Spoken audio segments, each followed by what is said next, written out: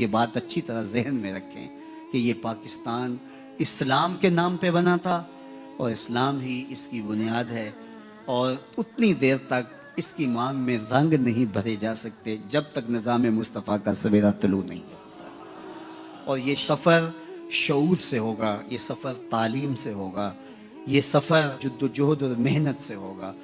بدقسمتی سے ہم شعوری طور پہ ایسی پسماندگی میں ہیں کہ آج 70 سال گزرنے کے بعد ہم ایک قوم نہیں بن سکے، ابھی تک ہجوم کی صورت میں کھڑے ہیں۔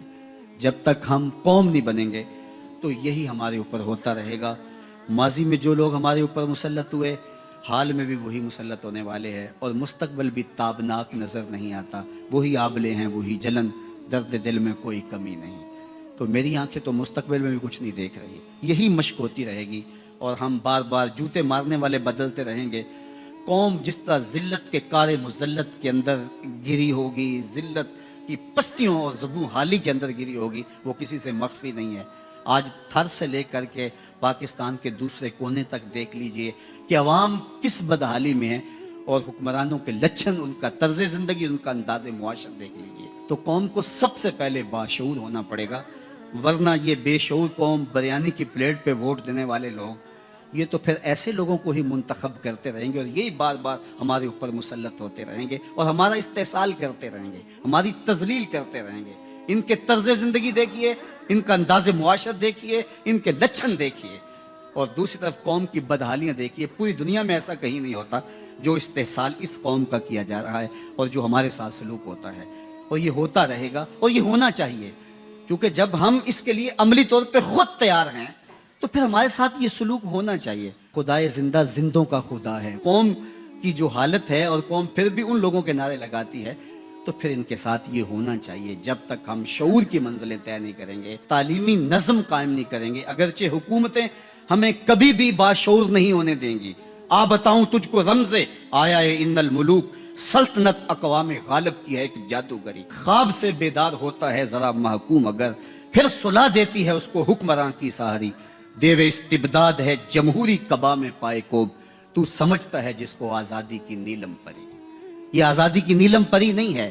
آپ نے اپنی بیٹی کا رشتہ طے کرنا ہو تو گھر کے سارے لوگوں کو بلا کے ووٹنگ کرواتے ہیں کہ جو ہے اس کا رشتہ طے کریں؟ گھر کے صاحب رائے لوگوں کو بٹھاتے ہیں اور پھر فیصلہ کرتے ہیں کہ ہم نے بیٹی کا رشتہ کہاں کرنا ہے۔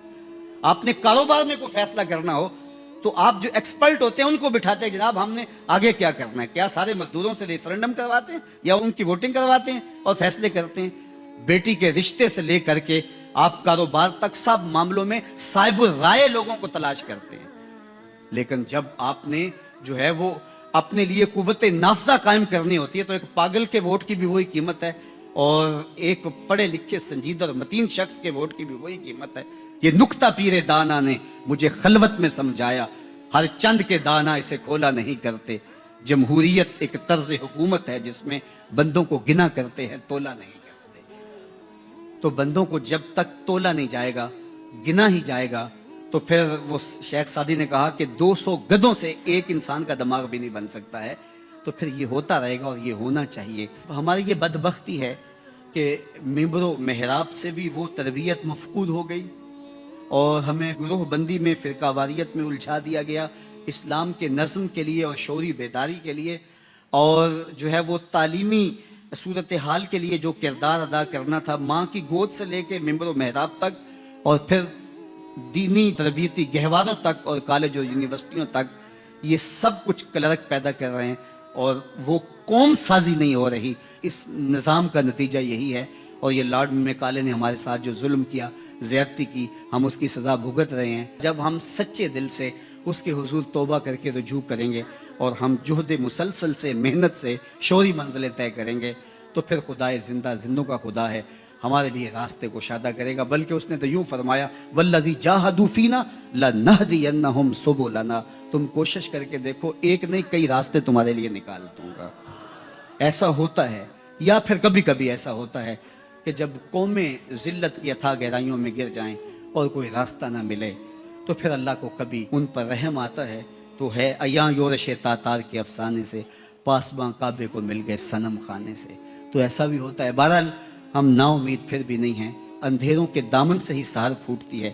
100,000 انجم کا خون ہوتا ہے تو سحر نکلتی ہے.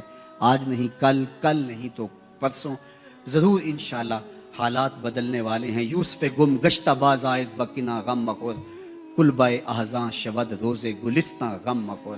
ایک دن تو یوسف پلٹ کے کنعان میں آئے گا اور ایک بار تو کلبہ احزاں روشن ہوگا، لیکن اس اندھی لولی جمہوریت کے پیٹ سے کچھ نکلنے والا نہیں. ہم نے کئی رنگوں کی جمہوریتیں دیکھی، نعرے بھی سنے، اور ہم نے مختلف قسم کی مارشل لائیں بھی بھگتیں، لیکن نتیجہ کچھ بھی نہیں اور نہ کچھ نکلنے والا ہے. اللہ کی مدد نصرت جب ہمیں نصیب ہوئی، اور وہ اللہ تعالیٰ جل شانہ کا جو ضابطہ ہے کہ قومیں جب اس کے حضور حاضر ہو جاتی ہیں اور اپنے اعمال کی اصلاح کر لیتی ہیں تو پھر اللہ کی رحمتیں ان پر سایہ فگن ہوتی ہیں.